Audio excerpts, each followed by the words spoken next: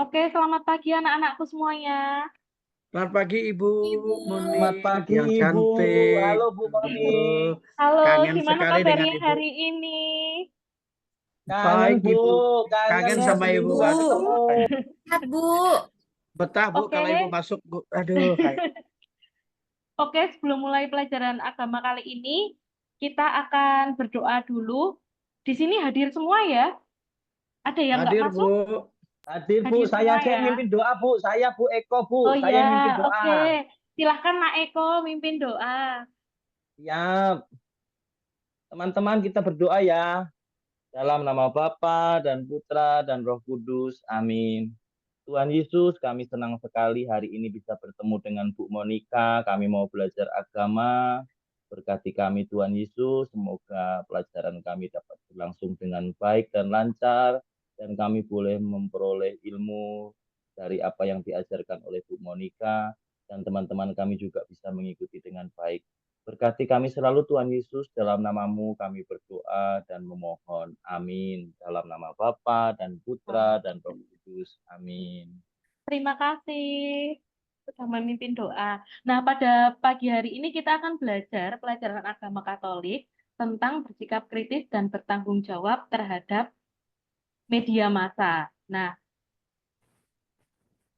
menurut kalian, kita sambil diskusi ya, Nak. Menurut kalian, apakah peran media massa dalam kehidupan kita sehari-hari dan pengaruhnya apa bagi hidup kita sehari-hari? Mungkin Bu Mbak Marlina bisa menjawab? Saya, Bu. Ya. Menurut saya, Bu, banyak sekali sih, Bu, manfaat dari media itu dalam hidup kita. Salah satunya mempercepat pekerjaan, Bu. Terus pengaruhnya apa? Pengaruh media massa. Pengaruhnya bagi kehidupan manusia, yaitu tadi, Bu, membantu manusia cepat dalam menyelesaikan pekerjaan, membuat lebih efisien dan efektif dalam mengerjakan suatu pekerjaan. Itulah, Bu. Nah, jadi betul sekali ya. Terima kasih Marlina. Jadi media massa itu memiliki peran yang sangat penting terutama untuk masa-masa zaman sekarang karena media massa itu akan mempermudah hidup kita, mempermudah informasi yang didapat dan juga berpengaruh kepada masyarakat luas tentang informasi-informasi yang dulunya itu butuh beberapa hari untuk sampai ke masyarakat menjadi lebih cepat dan tepat gitu. Nah, pada hari ini tujuan belajar kita adalah supaya kita semua mampu memahami sikap kritis dan tanggung jawab terhadap pengaruh media massa dan juga mampu bersyukur kepada Allah atas kemampuan sikap kritis terhadap perkembangan media massa. Nah, pada hari ini kita akan menggunakan metode kerja kelompok, yaitu Ibu akan membagi menjadi dua kelompok. Yang pertama adalah kelompok dari Pak Arvin, Bu Marlina, terus Pak Paulus Higang, terus kelompok Eh, kedua, Bu. iya gimana Itu nak? kan mata pelajaran lain, Bu. Mata pelajaran lain itu. Kita ini kan ada Paulus, ada Marina, ada Oh Eko, Bu. ya, Ya, oh ya. Jadi kelompok satu ada Arvin, Marlina, dan juga Bu Bisa Peradi ya.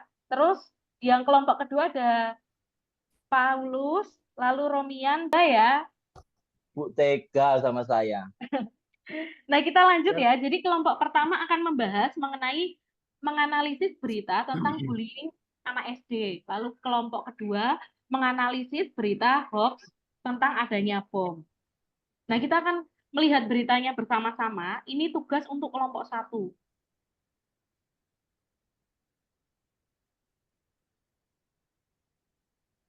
Bentar ya.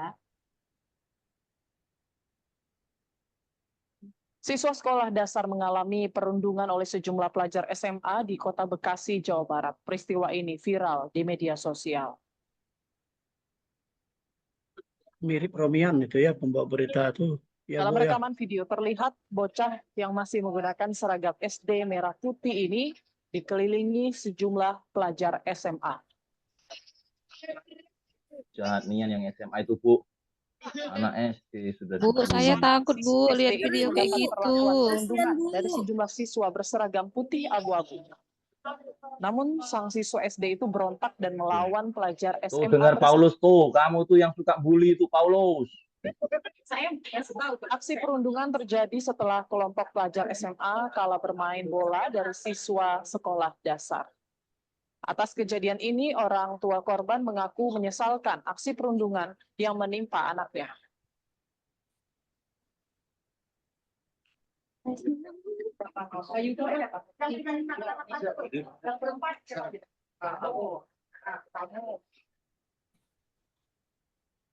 Nah, kita sudah sama-sama melihat ya tentang perundungan untuk anak SD yang sudah terjadi dibully oleh anak-anak SMA hanya karena kalah main bola.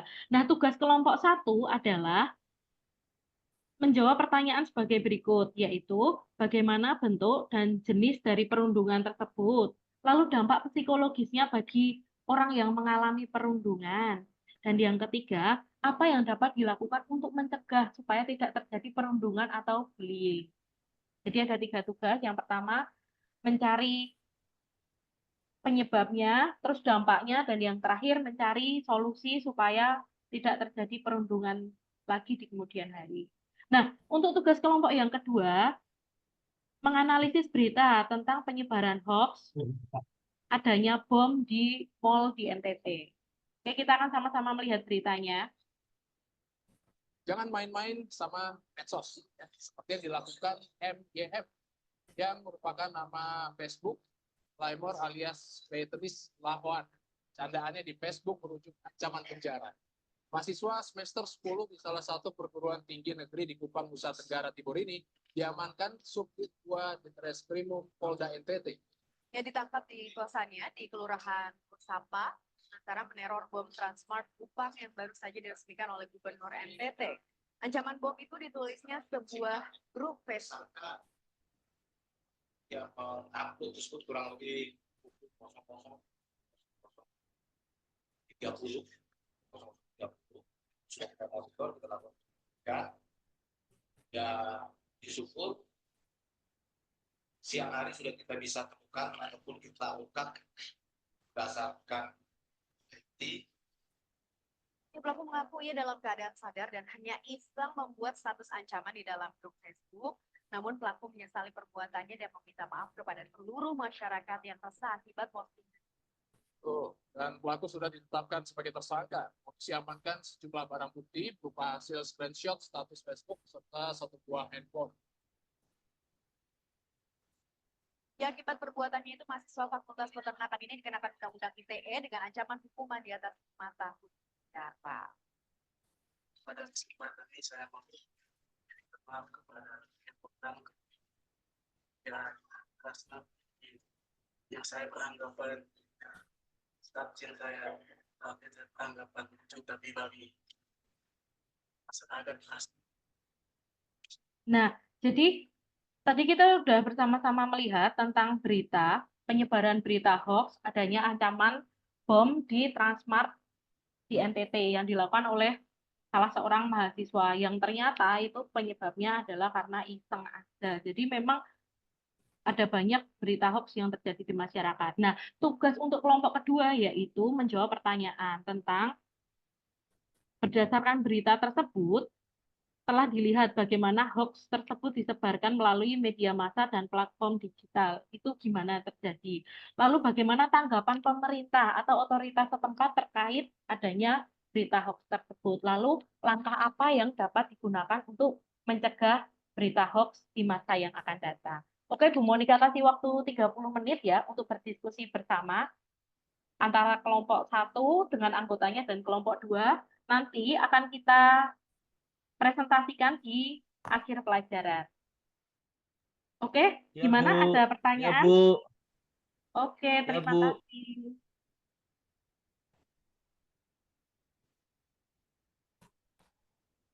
Nah, silakan waktunya untuk menganalisis berita tersebut dan diskusi dalam kelompok ya. Semua wajib aktif untuk terlibat.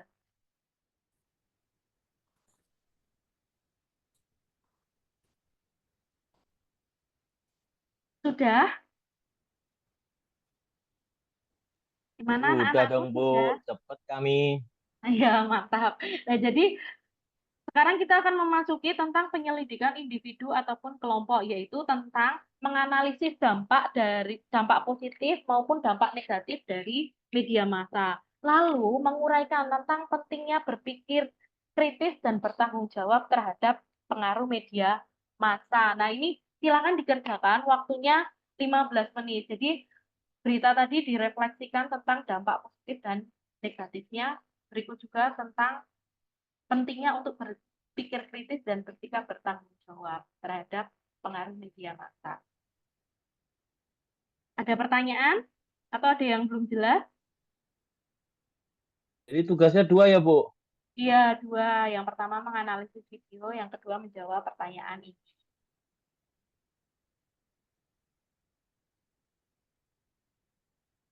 Oke. Oke.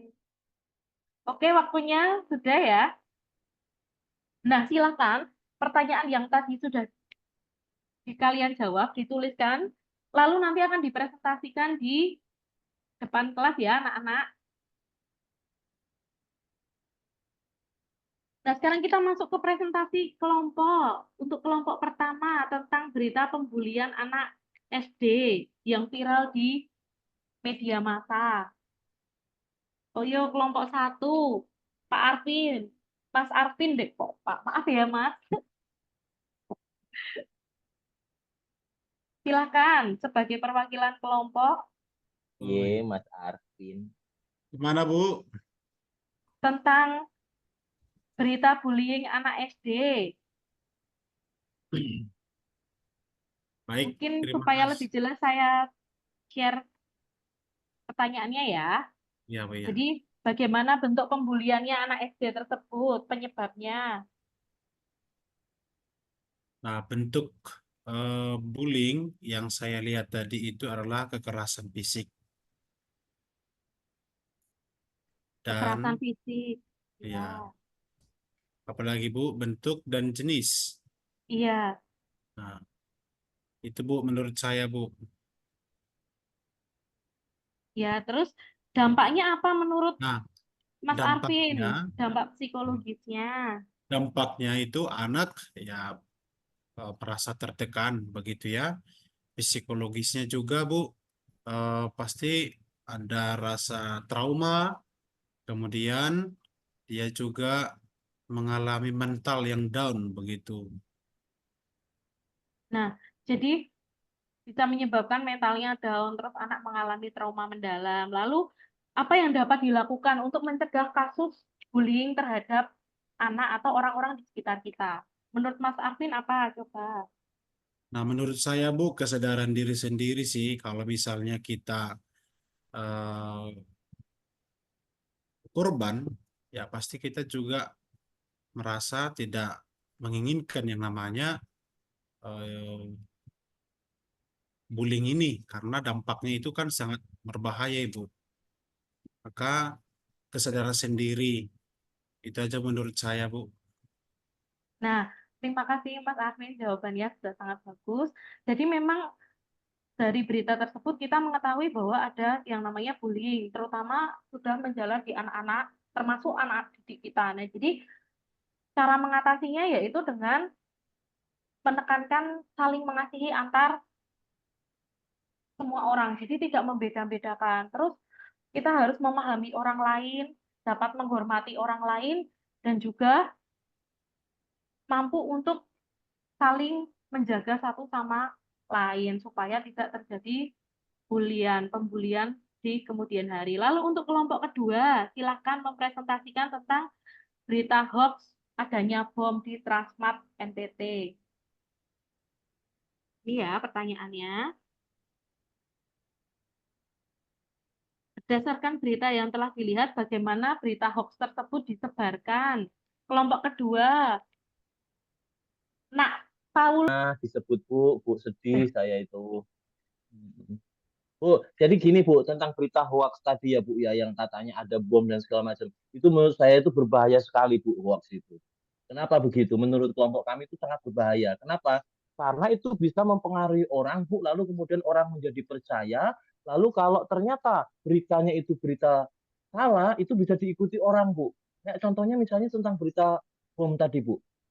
Ya, walaupun itu hanya berita bohongan, Bu, tapi kalau kemudian orang menjadi takut, orang menjadi tidak beraktivitas, banyak kerugian, Bu, yang didapat. Itu kalau tentang bom, Bu. Misalnya kalau berita-berita tentang ini, hoak-hoak agama, hoak-hoak keyakinan, kayak kayak gitu, Bu. Itu kan bisa membuat orang berkelahi, Bu, gara-gara berita hoak itu. Jadi itu, Bu, yang nomor satu, Bu. Nah, tanggapan pemerintah gimana? Nah, sebenarnya kami juga bingung sih, Bu. Ini kan pemerintah sebenarnya tahu ini ya, Bu, ya. Tahu kalau sebenarnya informasi-informasi itu bisa ditangkap oleh Menkominfo sebenarnya, Bu. Harusnya Menkominfo punya ketegasan dong untuk memilah-milah mana kira-kira berita yang benar, mana berita-berita yang salah. Jangan sampai dibiarkan gitu aja di internet itu. Kita kadang-kadang cari sumber aja juga ternyata banyak palsunya. Itu kalau tanggapan saya, harusnya pemerintah bisa menfilter, Bu, kalau dalam bahasa anak muda sekarang ya, Bu, ya, memfilter gitu. Nah, Ya, apa yang diambil masyarakat ya kita gini, jangan mudah men-share, Bu, berita itu. Jangan mudah men-share, Bu. ya, Ini punya pengalaman, Bu. Kalau di keluarga kami ini ada berita dikit-dikit share. Ternyata apa? Bohong, Bu. Nah, kadang-kadang kayak kayak gitu itu yang membuat kita ini salah, Bu. Kita yang akhirnya membuat kita menyebarkan berita bohong juga. Kita dosa dong, Bu. Itu dari iya. kelompok kami lah, Bu. Makasih ya, Bu. Ya, terus langkahnya gimana? Pencegahan Oh, langkahnya, Bu. Langkahnya ini, Bu. Pokoknya kita kalau pencegahan ada berita berita itu bohong. jangan di-share, Bu. Dibaca dulu.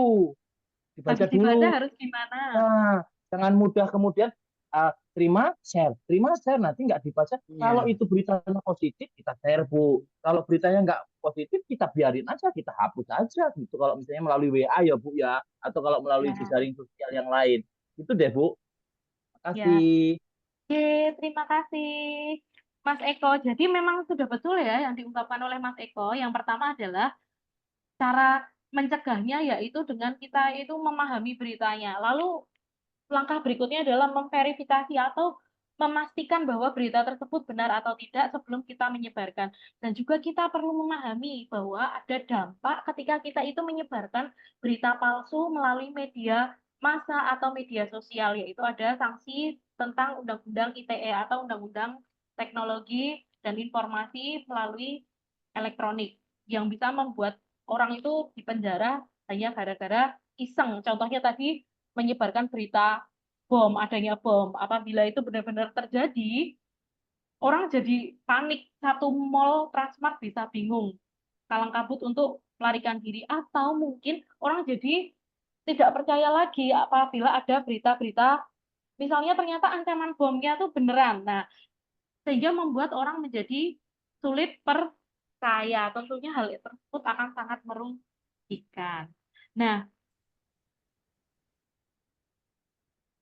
menurut kalian, kesimpulan apa yang dapat diambil dari pelajaran kali ini tentang berpikir kritis dan bertanggung jawab terhadap pengaruh media massa? Coba Bu Monika sebutin ya. Mbak Romian, silakan menjawab. Dan Mbak Marlina ya. Mbak Marina, Bu. Marina, Oh Ibu. iya. Oh ya, Nggak Mbak ada Marina. L-nya, Bu. Dah. Oh ya, Ada Mbak lagunya itu, Marina. Bu. Marina, Marini. Menari di Iya, ada lagunya Ayo itu, Bu. tenang dulu ya, Nak Eko. Nah, Nyanyi dulu sekarang kita, Bu.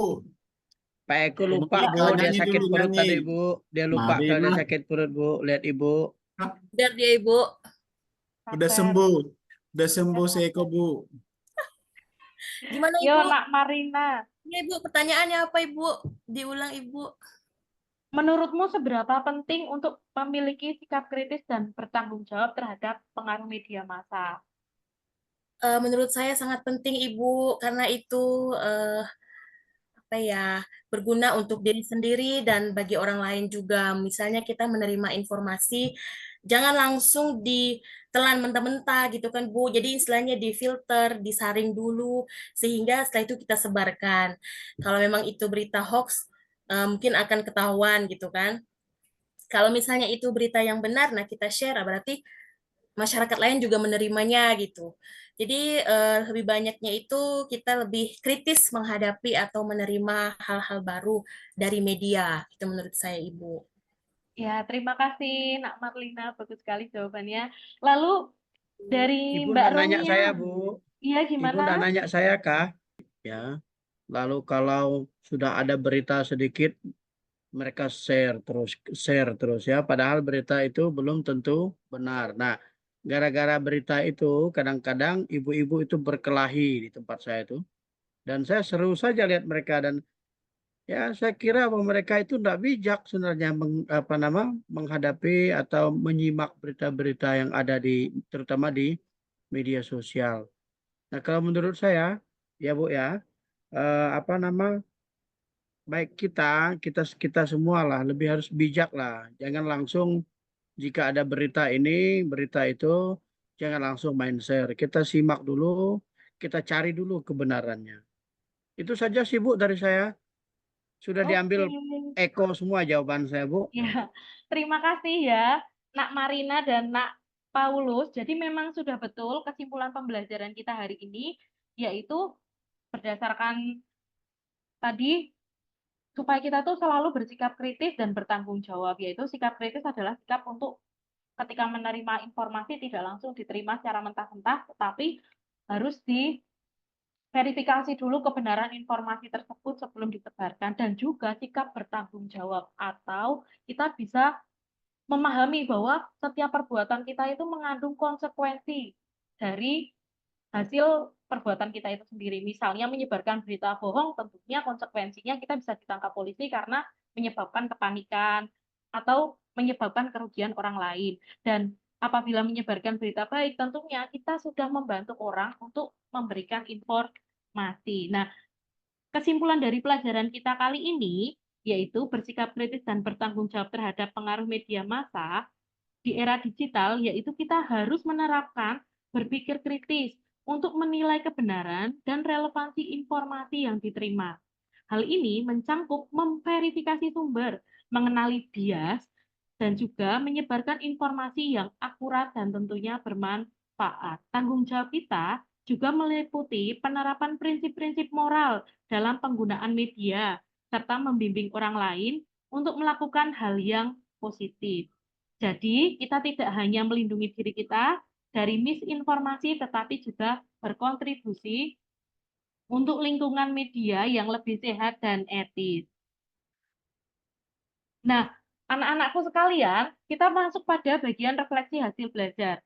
Menurut kalian, bagian mana yang paling sulit dari pelajaran ini? Dan analisislah manfaat yang Anda peroleh dari pelajaran hari ini. Yo, Nak Romian, silahkan. Halo, Romian. Baik, Ibu. Yang menurut saya yang paling sulit dipelajari yaitu dari pembelajaran kita hari ini dalam menentukan ya yang apa itu Bu supaya tidak terjadi berita hoax itu Bu. Provokatif ya Bu, provokatif. Iya. Judul yang provokatif itu seperti apa cara menentukannya begitu. Nah, kemudian apalagi ya? Baru bagaimana cara mencari situs alamat web gitu kan Bu? Apakah dia benar-benar sudah terverifikasi betul enggak beritanya atau informasinya? Nah, sudah bisa enggak dikonsumtif ya, apa namanya? Sudah bisa enggak ini untuk menjadi pedoman bagi kita begitu. Itu sih Bu. Ya. Terus manfaat pembelajaran kali ini untuk hidupmu apa? Oh, manfaatnya Bu, bagi saya dalam pembelajaran hari ini, saya diajak untuk semakin bersikap kritis, bertanggung jawab gitu kan Bu, supaya saya ke depannya setelah pembelajaran hari ini tidak gampang-gampang untuk menerima informasi begitu saja, tetapi harus divalidasi terlebih dahulu sehingga kita dapat menyampaikan informasi dengan benar. Dicek dulu keakuratannya begitu Bu. Oke, terima kasih Nak Romian. Jadi yang diungkapkan oleh Romian udah betul ya. Jadi bagian mana yang paling sulit itu memang kita mencari sumber informasi yang kredibel atau bisa dipercaya. Dan juga manfaatnya kita dari pelajaran ini, kita bisa mengambil sikap kritis, yaitu dengan memfilter berbagai informasi yang akan kita share kepada orang banyak. Dan juga kita juga mampu memahami bahwa setiap tindakan kita dalam bermedia massa itu memiliki dampak yang harus dipertanggungjawabkan baik secara masyarakat, di sekolah, di keluarga, maupun bisa di mata hukum.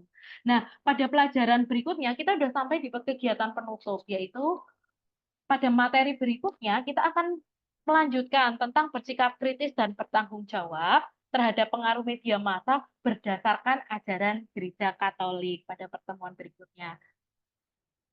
Nah, sekarang sebelum kegiatan penutup, Bu Monika ada pantun untuk kalian, yaitu bermain layang di sore hari, layang terbang tinggi di udara. Bijaklah Cakep. dalam bereaksi, saring berita sebelum dipercaya. Lalu, Cakep. Mantap, Ibu. nah, burung nuri terbang tinggi, singgah sebentar di Cakep. dahan jati. Pikir dulu bisa? sebelum berbagi, agar tidak menyesal di kemudian hari. Oke, Cie, selamat cie, pagi. Bu. Mantap, Bu. Pantunnya. Selamat pagi. Kita tutup pelajaran kali ini dengan doa penutup ya. Yang memimpin doa Rosmafiti, Mbak Bu. Romafiti. Rosmafiti. Rosmafiti, silahkan.